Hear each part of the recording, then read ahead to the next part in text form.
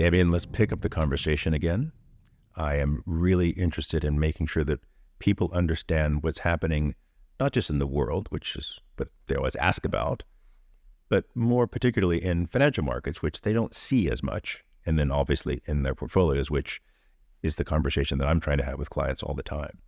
So on the market piece, it feels like one of the big issues has been the relatively rapid change in the level of interest rates and what that has meant for lots of things, but in our conversation, what that's meant for bonds and fixed income investing. So maybe we can dive into the conversation. Do you think clients understand the dynamics of the bond? Definitely not. I mean, we do the little seesaw thing of rates and price and so forth. So they get that there's an inverse relationship in general. Right. And of course they experience some of that because they saw some of the negative effect of how their fixed income portion of portfolio is performing as rates are going up. So they have a bit of a sense of it, right, but they certainly don't have any sense about what the long-term future implications are of buying bonds when rates are higher and there's more income and so forth. So it's a much more nuanced conversation that I'd love for us to have on their behalf. I mean, I don't know how best to explain this, but maybe you have some good ideas. But I mean, bonds is essentially about interest rate sensitivity, and understanding that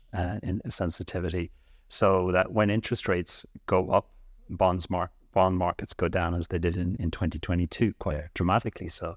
And when bonds peak and then fall again, when interest rates peak and then come down again, we expect bond prices to gain the benefit. So it is a bit counterintuitive, I guess. Yeah. As interest rates are going up, your bond values are going down, and it's a vice versa sort of situation. I mean, I think there's a visceral understanding that interest rates going up is bad, right? Because they feel that in mortgages, they feel that in other places. So they get a general sense, oh my goodness, this is bad. And so I think it's probably easier to translate that into their portfolio, say, it's bad there too. Yeah. That sort of feels natural maybe. Right. But to understand the second order implication that, okay, that happened, but what does it mean going forward? What does it mean for both bond prices if rates stay the same or rates come down? What does it mean for expected return of your portfolio, the fixed income portion? That is not intuitive. Right. And while it's painful experience when rates are going up and bonds are coming down in price, it doesn't mean that it's capital loss, right? I think that's something that's probably lost. It's volatility. Yeah. So those bond prices can come back. As long as the bonds are, as they say, money good, or as long as the government still pays back their debts, you will get paid back. So they're, in the scheme of investments, government bonds, at least developed government bonds, are relatively low risk. And you would expect to make money as interest rates fall back down again. Now, some of the people in the industry who are sort of, they say, where's the smart money going? A lot of them. Sure. Tell me who the smart people are. Do you know who they are? But there's a lot of people talking about putting more money into bonds and having greater sensitivity to interest rates falling, because that looks kind of like the next chapter. So we've had rates going up. Inflation seems to be coming down. At some point, who knows when, we don't predict those kind of things. But we would expect that interest rates start to come down, and that tends to be a good environment for bond investing. In fact, somebody was asking me the other day about cash versus bonds. I mean, you probably get asked this. That's coming up all the time now. So someone, sells a house, someone inherits some money. We have money in motion. Yeah. And that question is coming up saying, hey, I can get 4% here, I can get 5% here. Shouldn't I just do that instead of investing fully or putting into bonds or what have you? That is coming up a lot now. Absolutely right. And I suppose there are circumstances when that might be the right call if it was a very short term. Yeah. So, and I think longer term, the JP Morgan did an exercise looking at all the environments where you get to this kind of period where rates are peaking and in the cycle, and it shows the performance of bonds versus cash.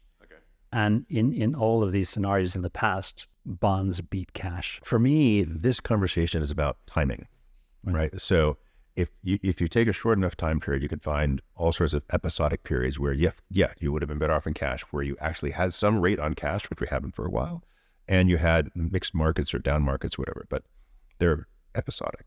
Right. When the question comes up about should I just put it in cash, my response is, well, what was the cash rate 6 months ago? What was the cash rate a year ago? Right? You couldn't have got that then. What do you think your cash rate is going to be, a year from now? Yeah. Are you willing to gamble on that? Are you willing to make a bet on that? Yeah. And the answer is no. It should do something structured with it. Right. Exactly. Yeah. So I think you need to be thinking more about longer term. It's very easy to get attracted by those advertisements saying 5.5% or 6%. What they don't say in those advertisements is there's an opportunity cost. It means you're not in other things that might do better. Exactly. And higher rates doesn't mean it's going to be bad for equities. So I would hate to see anyone losing sight of their investment plan. I completely understand if you've got to buy a house in 6 months' time. Exactly.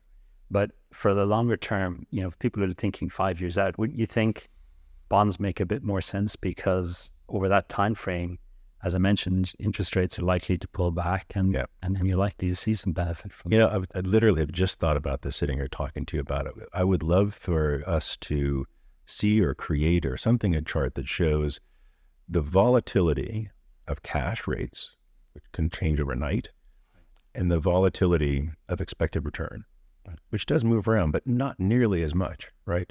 So if you know that I have a long-term goal of this money, why would you want to risk, all these data points of wherever cash might be, thinking you can therefore achieve your long-term goals? How do you have any certainty of that, right? It's got to be a very low probability process to put in place that I'm just going to do whatever cash is going to give me and hope that over all these data points going forward, that's going to be enough to achieve my goals, versus knowing that the expected return on an asset class or a combined portfolio has a lot more stability to it. And even though any individual year, the volatility return is going to be whatever it's going to be, you have some more expectational value about the long term, about what you can try and produce and therefore plan and achieve. Right. Absolutely. And I think that you need to keep that, people need to keep it in context. And if interest rates fall a couple of percent, that could mean meaningful increase in the bond value. And you're just not sure that's going to happen. Why take that risk? Have a more sort of balanced portfolio with bonds and equities. And remember, equities are also benefiting. That's a key from those rising cash rates. It doesn't mean that equities are bad. So those companies have got cash. They're using it for short-term purposes. They're putting it in at 5% or 5.5% in CDs and things like that. So if we look back over time when interest rates have been rising, it doesn't always mean that it's actually those have been good environments for equities.